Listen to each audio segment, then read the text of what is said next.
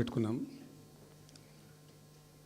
ప్రధాన కారణం, the main agenda of the meeting was Palamuru Rangareddy ఎత్తిపోతల పథకంలో ఈ రాష్ట్ర ప్రభుత్వం మరియు కేంద్ర ప్రభుత్వం కలిసి తెలంగాణకు చేస్తున్నటువంటి ద్రోహం, తెలంగాణకు తలపెట్టినటువంటి దుర్మార్గమైనటువంటి విధానం మీదనే చర్చ జరిగింది. దీని కథ ఏంటంటే చాలామందికి తెలియదు, అవగాహన కూడా ఉండదు. కొత్త తరం వాళ్ళకైతే అసలు తెలియదు. ద రీజన్ వై ఈజ్ సమైక్య ఆంధ్రప్రదేశ్లో అత్యంత దారుణమైనటువంటి వివక్షకు గురైన జిల్లా పాత మహబూబ్ నగర్ జిల్లా. చాలా చాలా దారుణానికి. రీజన్ ఏంటంటే వనరులు లేక కాదు, వసతులు లేక కాదు. కృష్ణానది ప్రవేశిస్తదే మహబూబ్ నగర్ జిల్లాలో. సరే, ఇప్పుడున్న తెలంగాణ, అప్పుడు ఉన్న ఆంధ్రప్రదేశ్ మొత్తం చూస్తే కూడా 300 and above కిలోమీటర్స్ కృష్ణానది పారుతుంది కూడా మహబూబ్ నగర్ జిల్లాలో. 308 కిలోమీటర్లు పారుతుంది. 308 కిలోమీటర్స్ పారుతుంది. ఇది 2 రాష్ట్రాలు కలిపి లెక్క చూస్తే కూడా. అయినా కూడా 50 ఏళ్ళు అప్పటికి 50 ఏళ్ళు పరిపాలించినటువంటి కాంగ్రెస్ పార్టీ కానీ, ఆ తదనంతరం సుమారు దగ్గర ఒక 20 ఏళ్ళు పరిపాలించిన తెలుగుదేశం పార్టీ కానీ, పాలమూరుకు చాలా దారుణమైనటువంటి తిరిగి కోలుకోలేనటువంటి దెబ్బ కొట్టిన పార్టీలు ఈ 2 పార్టీల ప్రభుత్వాలు. ఇది లోకమందరికి తెలుసు. ఆ జిల్లా యాక్చువల్లీ అప్పర్ కృష్ణా ప్రాజెక్టు, భీమా ప్రాజెక్టు, తుంగభద్ర ఎడమ కాలువ ప్రాజెక్టు, దాని ద్వారా ఆనాటికి అన్ని ఫైల్స్ ఉన్నాయి, రికార్డ్స్ ఉన్నాయి. ఏదో ఒకటి స్టోరీ కాదు.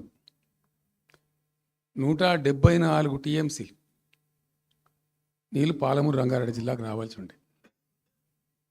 పాలమూరు జిల్లాకు ఆనాటి ప్రతిపాదిత ప్రాజెక్టుల ప్రకారం రావాల్సి ఉండే. ఆంధ్రప్రదేశే ఏర్పాటే తెలంగాణ పాలిట పెనుశాపం. కొంతమందికి నచ్చదు, కానీ పెనుశాపంగా పరిణమించింది ఆంధ్రప్రదేశ్ రాష్ట్ర ఏర్పాటు. మొత్తం తెలంగాణకు, అందులో మోర్ స్పెసిఫికల్లీ మహబూబ్ నగర్ జిల్లాకు జరిగినటువంటి తీవ్రమైనటువంటి అన్యాయం. ఎస్ఆర్సి యాక్ట్ అంటే స్టేట్ రీఆర్గనైజేషన్ యాక్టు స్పష్టంగా చెప్తుంది, ప్రతిపాదించబడి ఆల్రెడీ శాంక్షన్ అయ్యి జరుగుతుండే ప్రాజెక్టులు, కంటెంప్లేట్ చేసి ఉన్న ప్రాజెక్టులు, వాటిని మార్చకూడదు, అవి కొనసాగించాలి. ఆ చట్టం ఉండగా కూడా వాటి అన్నిటిని కాదని వీటిని మొత్తం అబాండన్ చేసి పడేసిండ్రు. అట్లా చాలా చేసినారు. అక్కడ గోదావరి మీద చూసుకుంటే దేవునూరు ప్రాజెక్టు కావచ్చు, ఇచ్చంపల్లి కావచ్చు, రకరకాల ప్రాజెక్టులను అబాండన్ చేసినారు. అందులో అతి తీవ్రమైనటువంటి అన్యాయం మహబూబ్ నగర్ జరిగింది. ఇలా మహబూబ్ నగర్కి ఇచ్చే పాలమూరు ఎత్తిపోతలో మరొకటి కొత్త స్కీమ్ కాదు. గతంలోనే 174 టీఎంసీలకు ప్రాజెక్టులు రూపకల్పన జరిగి అంత అయింది. అయితే మేము చాలా వాదించినాం. మధ్యలో బ్రిజేష్ కుమార్ ట్రిబ్యునల్ వస్తే కూడా అక్కడ పోయి ఆ ట్రిబ్యునల్ని కలిసి చాలా ప్రయత్నాలు చేసినాం. ఉద్యమ సందర్భంలో, ఉపన్యాసాలలో, కరపత్రాలలో, జలసాధన ఉద్యమ సందర్భంలో, మా క్యాసెట్ల రూపంలో, స్పీచ్ల రూపంలో, కరపత్రాల రూపంలో, పోస్టర్ల రూపంలో, క్యాసెట్ల రూపంలో రకరకాలుగా వాదించుకుంటూనే ట్రిబ్యునల్ కూడా ఇవ్వాలని పోతే, ట్రిబ్యునల్కు ఉండే ఒక డెలికసీ ఏంటంటే వాళ్ళు రాష్ట్రాల మధ్య పంపిణీ చేస్తారు తప్ప రాష్ట్రం లోపల ఉండేటువంటి ఒక ప్రాంతానికంటే వాళ్ళు చేయరు. మీకు రాష్ట్ర హోదా లేదండి, మీరు ప్రాంతము, మీరు రాష్ట్రంతో కొట్లాడుతున్నారు, అది వేరే సంగతి, కానీ మేము స్వీకరించలేము, తీసుకోలేము చట్ట ప్రకారం అని చెప్పి వాళ్ళు నిరాకరించారు. సరే, ఆ తదనంతరం ఉద్యమం జరిగింది, మీ అందరికి తెలుసు. ఇక్కడ ఇంకొకటి కూడా తప్పకుండా చెప్పాలి. బచావత్ ట్రిబ్యునల్ ఏర్పాటైనప్పుడు అతను పంపకాలు చేస్తూ బచావత్ ట్రిబ్యునల్లో స్పష్టంగా రికార్డెడ్ ఇప్పుడు ఉంది. బచావత్ ట్రిబ్యునల్లో స్పష్టంగా పొందుపరచబడి ఉంది. ఇప్పుడు బచావత్ గారు ఖుద్దు రిటైర్డ్ సుప్రీంకోర్టు జడ్జి, ఆయన స్వయంగా ఏమన్నాడంటే, ఈ ప్రాంతం నిజంగా చాలా నిరాదరణకు గురైంది, ఇంకా అవుతూ ఉన్నది. ఆ రోజు విపత్కర పరిస్థితి, దుర్భరమైన పరిస్థితి ఏంటంటే, పాలమూరు గురించి గంటెడు నీళ్ళు అడిగిన వాళ్ళు లేడేవాడు. ఇంత కేటాయించండి, ఈ కరువు జిల్లా ఉంది అడిగేవాడే లేడు. ఆనాటి సమైక్య ప్రభుత్వం చేసిన ద్రోహం. బచావత్ ఏం చేసిండు, మాకు చూడబుద్ధి అయితే లేదు, ఇది మా అంతల మేమే సూమోటో ఈ సమైక్య ప్రభుత్వం ప్రతిపాదించకపోయినా ఒక 17 TMC జూరాల ప్రాజెక్టు మంజూరు చేస్తున్నాము. అయితే సాంకేతిక కారణాలు మరొకటో చూపెట్టి ఈ జూరాల ప్రాజెక్ట్ని ఇక్కడి నుంచి ఎత్తగొట్టద్దు, వేరే కాడ కట్టద్దు, ఇక్కడ మాత్రమే కట్టి తీరాలి, దానికే అలాట్ చేస్తున్నామని చెప్పి ఒక కండిషన్ పెట్టిండు ఆయన. ఇది ట్రిబ్యునల్. అతను ఒక న్యాయమూర్తిగా పనిచేసిన వ్యక్తి కాబట్టి చూడబుద్ధి కాక, బాధ భరించలేక ఈ కామెంట్ కూడా రికార్డు చేసిండు ట్రిబ్యునల్లో. ప్లస్ ఆ 17 TMC జూరాల ప్రాజెక్టుకు కేటాయించిండు. ఎంత విషాదం అంటే, అది ఎప్పుడో 74లో 74 నుంచి 78 దాకా జరిగింది కథ. అతను కేటాయిస్తే దానికి ముట్టినోళ్ళు లేడు, పట్టుకున్నోళ్ళు లేడు, తీసినోళ్ళు లేడు. అంజయ్య గారు ముఖ్యమంత్రి అయినాక ఒక ఏడాది తర్వాతనేమో అప్పుడు అంజయ్య గారు దానికి ఫౌండేషన్ స్టోన్ వేసారు. ఫౌండేషన్ స్టోన్ వేస్తే ఇక అది మెల్లగా మెల్లగా తెలంగాణ ప్రాజెక్ట్ కదా, ఇప్పుడు పట్టుకున్న లేడు, దాన్ని మాట్లాడినోడు లేదు, అయ్యలేదు, అవ్వలేదు, ఒక అనాథలాగా ఆ బ్యారేజ్ వరకు కట్టేశారు. దానికి కాలువలు లేవు, నీళ్ళు రావు, పొలాలు పారాయి, కృష్ణానది నీళ్ళు వస్తుంటాయి, గేట్ల ద్వారా పోతుంటాయి. ఎప్పటి వరకు ఈ తతంగం 2001లో గులాబీ జెండా ఎగిరేదాకా ఇదే తతంగం. ఇంకా విషాదం ఏంటంటే, అప్పుడు ముఖ్యమంత్రి ఉన్న చంద్రబాబు నాయుడు ఆయన మహబూబ్నగర్ జిల్లాను దత్తత తీసుకున్నాడు. ఆయన దత్తతలో ఉండే చేసి నేను అడాప్ట్ చేసుకుంటున్నా ఈ కరువు జిల్లా, దీన్ని అది చేస్తా, ఇది చేస్తా, పొడి చేస్తా అని మాటలు చెప్పి ఇష్టం వచ్చినన్ని పునాదురాలు వేసిండు. కలవకుర్తి, మన్ను, మశాను, రకరకాల పునాదురాలు వేసుకుంటూ పెట్టు.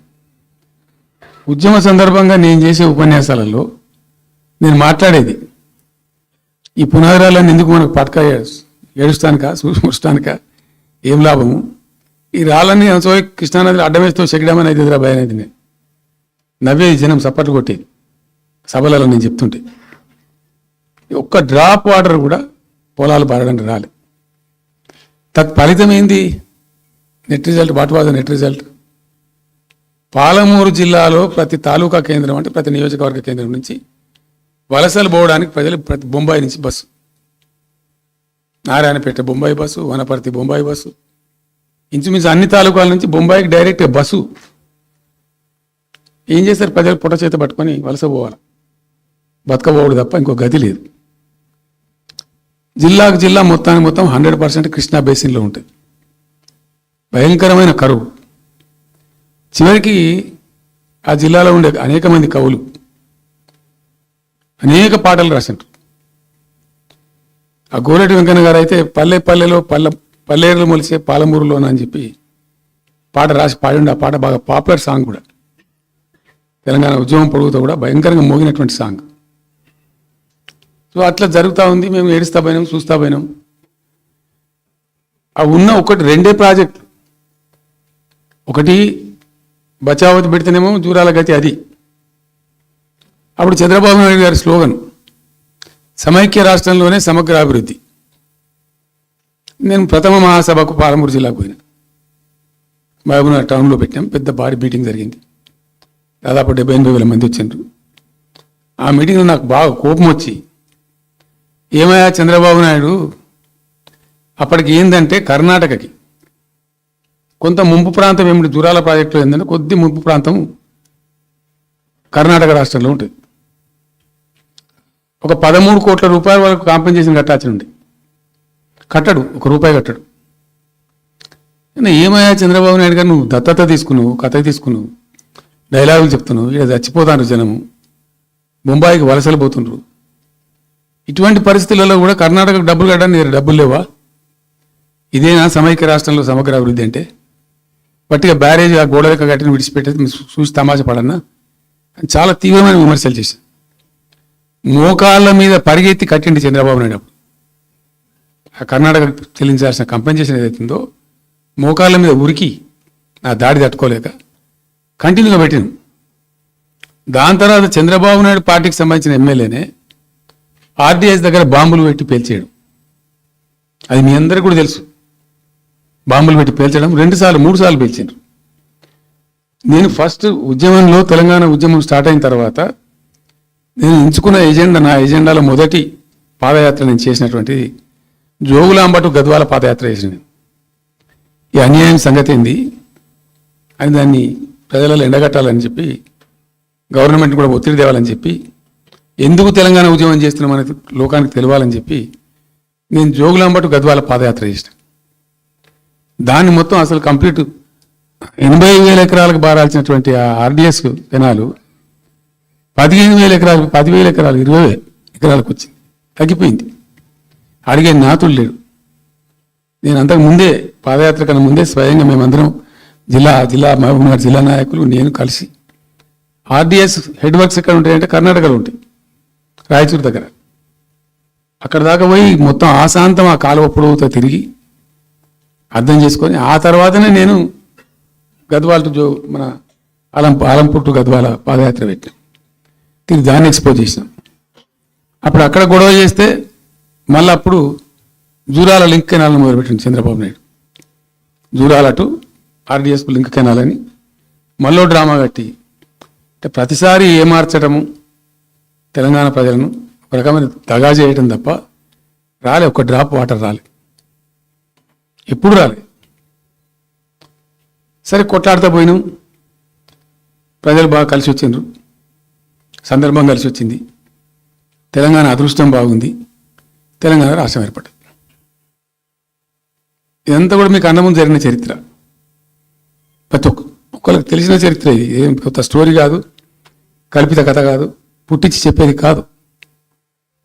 పాలమూరు జిల్లా యొక్క దరిద్రం, ఆ దరిద్రంలోకి పాలమూరు నెట్టివేయబడ్డ పరిస్థితి. నేను అందుకే ఊకే మొత్తుకునేది కదా, తెలంగాణ వెనుకబడ్డ ప్రాంతం కాదు, వెనుక పడేయబడ్డ ప్రాంతం, వెనుకకు నెట్టివేయబడ్డ ప్రాంతం అని చాలాసార్లు చెప్పేది. నేను వందల ఉపన్యాసాల్లో చెప్పినాం.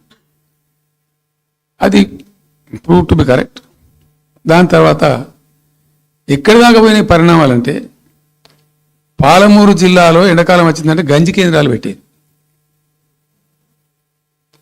ఏడిసిన మేము ఒక రోజు గంజి కేంద్రాలతోని పాలమూరు, ఎందుకంటే యువకులంతా పాపం వలస ఉన్న ముసలి వాళ్ళు చచ్చిపోడు, తిండి దొరకక, దానికి గంజి కేంద్రాలు పెట్టి కమ్యూనిస్ట్ పార్టీలు వాళ్ళు వచ్చేది కొంత అడావుడు చేసి ప్రజలకు కొంత గంజి పోసే ప్రయత్నం. చివరి గంజి కేంద్రాలు పెట్టే స్థాయికి దిగజారిపోయింది పాలమూరు. కృష్ణా నది 300 కిలోమీటర్లు పారే జిల్లాలో చాలా దారుణం పోయింది. లివ్వా అంటే కేటాయింపులు ఉన్నాయి, పత ఉంది, కార్ఖానా ఉంది, అప్పర్ కృష్ణా పేరుంది, తుంగభద్ర కాలువ పేరుంది, రకరకాల భీమా ప్రాజెక్టు పేరుంది, అన్నీ ఉంటాయి కానీ రాదు. చూడడానికి మళ్ళీ ముఖ్యమంత్రి దత్తతలో ఉంటుంది కానీ రాదు, ఏమీ రాలే. ఇంకా అందంగా ఈ ప్రాజెక్టులను, నేను కూడా అప్పుడు తెలుగుదేశం పార్టీలో పనిచేసిన కదా, ఈ ప్రాజెక్టులకు పెండింగ్ ప్రాజెక్టులను పేరు పెట్టిన ఒక టైటిల్ గొప్పతనంలాగా పెండింగ్ ప్రాజెక్టుల జాబితాలో వాటిని తోసేసి పాలమూరున బాగా గతికి తెచ్చిండ్రు. సరే రాష్ట్రం వచ్చిన తర్వాత జరిగింది ఏంది, టోటల్గా మేము సమీక్ష చేసుకున్నాం. గోదావరి అయింది, గొంగడి అయింది, కృష్ణ అయింది, మనకు రావాల్సిన వాటా అయింది, దగా జరిగింది ఎక్కడ, ఎట్లా సరిదిద్దాలా, ఎట్లా మన ప్రయాణం ముందుకు పోవాలా, ఏం జరగాలి అని ఆలోచన చేసినాం. చాలా తీవ్రమైనటువంటి మదన పడ్డం. టాప్ ప్రయారిటీలో ఈ జిల్లా ఆదుకోవాలి. మనం అత్యంత భయంకరమైన కరువు ఉంది ఇక్కడ, కొంచెం లైన్లో పెట్టుకోవాలి. ఇప్పుడు మన సొంత రాష్ట్రం కాబట్టి మనకు ఆ ఇబ్బందులు ఉన్నాయని చెప్పి మా ప్రస్థానం ప్రారంభించాం. మొట్టమొదలు యుద్ధ ప్రాతిపదికన ఏవైతే పెండింగ్ ప్రాజెక్టులను పెట్టినరో వాటిని రన్నింగ్ చేసినాం. వాటిని అన్నిటికీ నెట్టెంపాడు కావచ్చు, భీమా కావచ్చు, కల్వకుర్తి కావచ్చు, అన్నిటిని కూడా బ్రహ్మాండంగా లైన్లోకి తెచ్చి స్టార్ట్ చేసాం.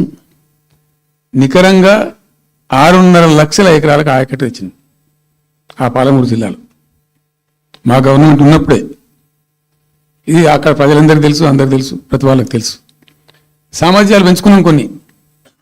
నెట్టెంపాడులో భాగంగా ఒకటి రేలంపాడు రిజర్వాయర్ ఉంటుంది. అది జస్ట్ 1.5 TMs, 1/4 to 2 TMs అది ఉండే. నేను రివ్యూ చేసి అక్కడ రైతులతో మాట్లాడి, మీకు పంట పండదు, కష్టమవుతుంది కాబట్టి దీన్ని కొద్దిగా పెంచాలని చెప్పి డబుల్ ద సైజ్ చేసినాం, 4 TMs చేసినాం, పంట పండాలి కాబట్టి. అట్లా రకరకాల చర్యలు తీసుకొని దాని ద్వారా ఆ కల్వకుర్తి లిఫ్ట్ ఇరిగేషన్ ద్వారా, ఈ నెట్టెంపాడు ద్వారా, భీమా phase 1, phase 2 ద్వారా అన్ని కలిపి 6.5 లక్షల ఎకరాలకు. వాస్తవం చెప్పానంటే ఎంత దుఃఖభాజనం అంటే, ఎంత బాధాకరం అంటే, కృష్ణానది 300 కిలోమీటర్లు ప్రవహించేటువంటి పాలమూరులో 30,000 ఎకరాలు కూడా పారకం లేదండి. RDS అన్ని కలిపి లేదు, అసలు రావు, నీళ్ళు రావు, కాలువ లేదు, పొలం లేదు, ఏం లేదు. అందుకే అది వలసల జిల్లా అని పేరు ఎందుకు వచ్చింది పాలమూరుకు? ఎందుకు వలస పోతారు ప్రజలు? ఎంత కంపల్సరీ ఉంటే పోతారు, ఎంత దుఃఖం ఉంటే పోతారు, ఎంత బాధ ఉంటే పోతారు. ఆ విధంగా ఒక 6.5 లక్షల ఎకరాలు దానికి తెచ్చినాం. మిషన్ కాకతీయలో కొద్దిగా ప్రయారిటీ పెట్టి, భౌగోళికంగా బాగా విశాలంగా ఉండే జిల్లా కాబట్టి ఇప్పుడు కొత్త జిల్లాలు చేసుకున్నాం, కానీ ఆ రోజు అది పెద్ద జిల్లా. దానికి మిషన్ కాకతీయలో టాప్ ప్రయారిటీ ఇచ్చి మైనర్ ఇరిగేషన్ చెరువులు మొత్తాన్ని పోయినాయిగా అమ్ముకున్నారు, అబాండనైనాయి. మిగిలిన వాటిని కొన్ని సామర్థ్యాలు పెంచి ఒక పద్ధతికి తెచ్చినాం. అదో 1,20,000 ఎకరాలకు అది దోహదపడ్డది. చెక్ డ్యాములు కూడా కట్టుకున్నాం. చాలా వాగుల మీద 100 కొద్ది చెక్ డ్యాములు కట్టినాం. ఇవన్నీ కూడా మీ కళ్ళ ముందే జరిగినాయి, మీ అందరికీ కూడా తెలుసు. ఈ RDS కెనాల్ది మోసం జరిగింది కాబట్టి మధ్యలో తుంగభద్ర మీద పెట్టి తుమ్మిల లిఫ్ట్ కూడా తెప్పించి తుమ్మిల లిఫ్ట్ కూడా పూర్తి చేసినాం. ఏది RDS ద్వారా కోల్పోయిన ఆయకట్టును రిస్టోర్ చేయడానికి తుమ్మిల లిఫ్ట్ కూడా స్టార్ట్ చేసినాం, నీళ్ళు పోపించినాం, బ్రహ్మాండంగా ఆయకట్టు అంతా పాటిపించినాం. ఇట్లా అనేక రకాల చర్యలు అవి తీసుకొని ఒక 6.5 లక్షల ఎకరాలకేమో నెట్ ఆయకట్టు వచ్చింది. ఇండైరెక్ట్ ఆయకట్టు ఏమో భూగర్భ జలాలు పెంచడానికి కట్టిన చెక్ డ్యాములు, మైనర్ ఇరిగేషన్ బాగు చేయడం, దాని ద్వారా కూడా 1,50,000 ఎకరాలకు వచ్చింది.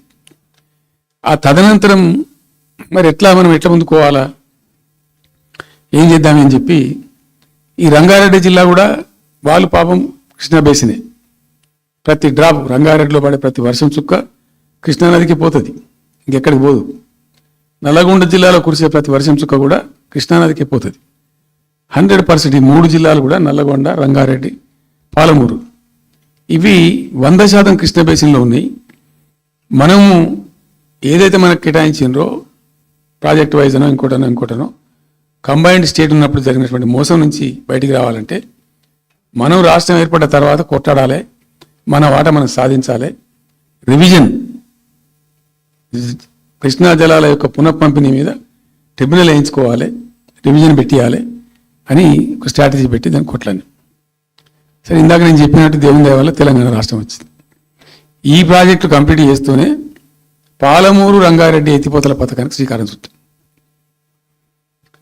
యాక్చువల్ ఫ్యాక్ట్ ఏంది, పాలమూరు రంగారెడ్డికి మేము ఆ రోజు మనసులో ఇంటర్నల్గా మాట్లాడుకొని డిపార్ట్మెంట్ కావచ్చు, క్యాబినెట్ కావచ్చు, విదిన్ ద పార్టీ కావచ్చు, ఆ జిల్లాల నాయకులతో కావచ్చు, మా స్ట్రాటజీ ఏంది, పాలమూరు రంగారెడ్డి ఎత్తిపోతల పథకానికి 170 TMs తీసుకోవాలి.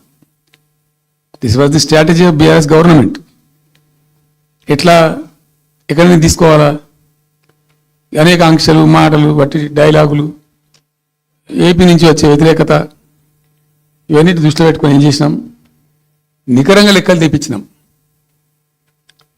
ఈ మహబూబ్ నగర్ జిల్లాలో మైనర్ ఇరిగేషన్లో పాత చెరువులు ఏవైతే బచావ్ అవుతున్నప్పుడు లెక్క పెట్టినటువంటి చెరువులు ఏవైతే ఉన్నాయో ఉన్నాయన్ని మాయమైనవి. వాటి సామర్థ్యం ఆ రోజు ఎంత, ఇవాళ నెట్ సామర్థ్యం ఎంత అని లెక్కలు తీసి కేంద్రానికి సమర్పించి ఒక 45 టీఎంసీ రెండు దానికి కేటాయించింది ఆ రోజు మేము ఎంత అంటే 90.81 టీఎంసీ. 90.81 పాలమూరు రంగారెడ్డికి మేము కేటాయించింది ఆ రోజుకు. అయితే 170 ఎట్లా అంటే మరి మాకు ఇంకా వాటా వస్తుంది కదా, ట్రిబ్యునల్ వచ్చిన తర్వాత మాకు వాటా వస్తే దానిలో తీసుకున్న నీళ్ళని కూడా దీనికే మనం అటాచ్ చేసుకుంటామని చెప్పి 91 పాయింట్ తీసుకున్నాం. ఎట్లా తీసుకున్నాము? బచావత్ ట్రిబ్యునల్లోనే ఒక తీర్పు చాలా స్పష్టంగా ఉన్నది, డెసిషన్ అది ట్రిబ్యునల్ యొక్క నిర్ణయం. ఏంటిది? ఆంధ్ర వాళ్ళు మొదటి నుంచి కూడా మేము కొంత గోదావరి నీళ్లు కృష్ణా డెల్టాకి తెచ్చుకుంటాం, నాగార్జున సార్ ఆయకట్టుకు తెచ్చుకుంటాం, మరో దాన్ని తెచ్చుకుంటాం అనే పద్ధతులు మొదలుపెట్టి తెచ్చుకున్నారు. దాంట్లో భాగంగా 80 టీఎంసీలు వాళ్ళు తీసుకుంటారు. ఇది పోలవరం కట్టి ఆ కెనాల్ అప్పుడు వైఎస్ రాజశేఖర్ తవ్విండి కదా, పట్టిసీమ లిఫ్ట్ పెట్టిండ్రు, ఇనీషియల్ లిఫ్ట్ పెట్టిన తర్వాత ఇప్పుడు కెనాల్ అయింది. సో దాన్ని 80 టీఎంసీలు వాళ్ళు వాడుకుంటున్నారు, ఎక్కువనే వాడుకుంటున్నారు. సో వాళ్ళు డిపిఆర్లో సబ్మిట్ చేసినారు చాలా క్లియర్గా స్పష్టంగా. ఏమని? 80 టీఎంసీలు మేము తీసుకుంటున్నాం, 80 టీఎంసీలు పైన 5 రాష్ట్రాలకు బచావ్ ట్రిబ్యునల్ ప్రకారం ఇస్తాం. అది 3 రాష్ట్రాలకు ఇస్తారు, తెలంగాణ రాష్ట్రానికి, కర్ణాటకకు, మహారాష్ట్రకు. తెలంగాణకు 45, వాళ్ళిద్దరు కలిపి 35. కర్ణాటకకు 21 టీఎంసీ, మహారాష్ట్రకు 14 టీఎంసీ. వాళ్ళిద్దరు కూడా వాడుకుంటున్నారు. అది కర్ణాటక వాళ్ళు ఆల్రెడీ ఆర్ యూజింగ్ 21 టీఎంసీ ఏదైతే పోలవరం నీళ్ళు అక్కడ వాళ్ళు తీసుకున్నారు కాబట్టి దాని కంపెన్సేటర్ కింద వచ్చినటువంటి దాన్ని they are using it. Right రాయాలి. మహారాష్ట్ర కూడా వాడుతున్నారు. లెక్కల్లో చూపించారు వాళ్ళు, వాళ్ళ ప్రాజెక్టుల డిపిఆర్లో వాళ్ళ లెక్కల్లో చూపెట్టిండ్రు. ఇక వాడుకోవాల్సింది వాళ్ళు మనం. సో ఆ 45 టీఎంసీ మనది ఉంది కదా, మనకు ట్రిబ్యునల్ కేటాయించిందే కదా, అప్పనంగా ఏదో వచ్చేది కాదు కదా. సో ఆ 45 ఈ మైనర్ ఇరిగేషన్ లాసెస్ 45 కలిపి 90.81 టీఎంసీలకు దాన్ని ప్రతిపాదించారు. It has a strong basis. ఏదో గాల్లే అడవులు జమాబందీ ఏర్పడతాడు చేసింది కాదు, ఒక స్పష్టమైనటువంటి విధానంతో, ఒక అవుట్లుక్తో, భవిష్యత్తు ప్రయోజనాలను దృష్టిలో పెట్టుకొని చేసినటువంటి చర్య. చేసినాం. ప్రాజెక్టు 30,000 కోట్లు, 35,000 కోట్లు మంజూరు చేసినాం. అందులో 27,000 కోట్లు ఖర్చు పెట్టినాం. ఆల్మోస్ట్ దగ్గర 88-90% పనులు పూర్తి అయిపోయినాయి. ఈ ఆంధ్రాతోని పంచాయతీ ఉంటుంది ఎప్పటికైనా. వాళ్ళు పోతిరెడ్డిపాడు పొక్కగొట్టి దాన్ని పెంచి, ఇక దాన్ని ఇంకింత పెంచి ఈ తెలుగు గంగా అనే పేరు మీద మొదలై అది ఎటెటెటెట పోతుంది ఇక అడవుల జమాబంది. కాబట్టి మనం క్విక్కెస్ట్ పాసిబుల్ టైంలో తీసుకోవాలని ఆ వచ్చే వాటర్ను అక్కడ ఎంటైర్ వరల్డ్లో ఇక్కడ లేవండి 145 మెగావాట్స్ కెపాసిటీ పంప్స్ పెట్టినాం అక్కడ. Specially prepared, those pumps were prepared by BHEL of India. 145 మెగావాట్ల పంపులు అసలు ఇండియాలో ఎక్కడ ఏ ప్రాజెక్టుకు లేవు. ఎందుకని ఆ పంపు స్విచ్ ఆన్ చేసిన నేను, నీళ్ళు వచ్చినాయి. ఒక్క పంపు స్విచ్ ఆన్ చేస్తేనే ఇట్లా కాలువలు తల్లాడుతుండే. ఇట్లా అంటే ఆ గొడవ ఉంది కాబట్టి వాళ్ళు అటు పోతిరెడ్డి పడిపోకని వాళ్ళు తీసుకుపోతూ ఉంటారు. ఆ వర్షాలు వచ్చినప్పుడే మనం తీసుకోవాలి, ఇంకో గత్యంతరం లేదు. కాబట్టి క్విక్కెస్ట్ పాసిబుల్ టైంలో ఈ రిజర్వాయర్లు నింపుకుంటే మనం సేఫ్ అయిపోతాము, జిల్లా కాడికి కొంత న్యాయం జరుగుతుందని చెప్పి ఆ 145 మెగావాట్స్ కెపాసిటీ ఉండే పంప్స్ పెట్టినాం. ఇప్పుడు పంప్స్ అన్నీ ఆల్మోస్ట్ ఇన్స్టాల్ అయినాయి. మరి ఈ గవర్నమెంట్లో వీళ్ళు ఏం పట్టించుకుంటలేరు, అసలు ఏం చేస్తలేరు. అయితే జరిగింది. జరిగిన తర్వాత ఏమైంది? అనుమతులు సాధించారు. దాని మీద చాలా మెలికలు పెట్టినారు. ల్యాండ్ అక్విజిషన్ ప్రాబ్లం చేసినారు. అయినా 27,000 ఎకరాలు మేము అక్వైర్ చేసినాం సక్సెస్ఫుల్గా. అదంతా క్లిష్టమైన సబ్జెక్ట్ ఈ రోజులలో ల్యాండ్ అక్విజిషన్ అంటే. అయినప్పటికీ 27,000 ఎకరాలు అక్వైర్ చేసినాం, 27,000 కోట్లు ఖర్చు పెట్టినాం. అంత కాన్సన్ట్రేట్ చేసినాం. గ్రీన్ ట్రిబ్యునల్ పోయినారు, ఆ స్టేని క్యాన్సిల్ చేయించినాం, అనేక రకాల అడ్డంకులు కల్పించే ప్రయత్నాలు ఎన్ని చేసినా వాటన్నిటిని అధిగమిస్తూ ఆ ప్రాజెక్టును ముందుకు తీసుకొని పోయినాం. అయితే ఈ పంపులన్నీ ఇన్స్టాలేషన్ అయిపోతుంది, బ్రహ్మాండం ఉంది. కానీ ఇంతగా మా గవర్నమెంట్ మారింది. సహజం, రాజకీయాల్లో గెలుపులు ఉంటాయి, ఓటములు ఉంటాయి, ప్రభుత్వాల మార్పులు ఉంటాయి, జరుగుతాయి. కానీ ఇంత తెలుగు తక్కువ దద్దమ్మ ప్రభుత్వం వచ్చినా, నెక్స్ట్ సక్సెసివ్ గవర్నమెంట్ ఎవరు వచ్చినా రాష్ట్ర ప్రయోజనం కదా ఒక ప్రాజెక్ట్ అంటే. ప్రజలకు నీళ్ళు వచ్చేది కదా, ప్రజలు బ్రతికేది కదా, దాన్ని కొనసాగిస్తారు. ఇప్పుడు ఒక్క తట్టెడు మట్టి కూడా తీయలేదండి. మా గవర్నమెంట్ పోయిన తర్వాత పాలమూరు ఎత్తిపోతల పథకంలో ఒక తట్టెడు మట్టి కనీసం తీయలే. మరి దాన్ని ఎందుకు అబాండన్ చేసిండ్రో, దాని ఇంకేం ఉద్దేశం ఉందో, ఇంత నిష్క్రియాపరత్వం ఏంది, ఇంత దారుణం ఏంది. 2 నెట్ సంవత్సరాలు గడిచిపోయినాయి. ఇప్పుడు మేము గమనిస్తున్నాం. మధ్యలో ఏమైంది, కేంద్ర ప్రభుత్వంతో తమాషా. బీజేపీ మొదటి నుంచి మాకు తెలంగాణకు శని అయింది. కేంద్ర ప్రభుత్వం ప్రతిదాన్ని వ్యతిరేకించడమే, ప్రతిదాని చంద్రబాబు ఎన్డీఏలో చేరడం, ఆయన మాటలు పట్టుకొని వ్యతిరేకించడం, అడ్డంగా ఇష్టం వచ్చిన పద్ధతిలో.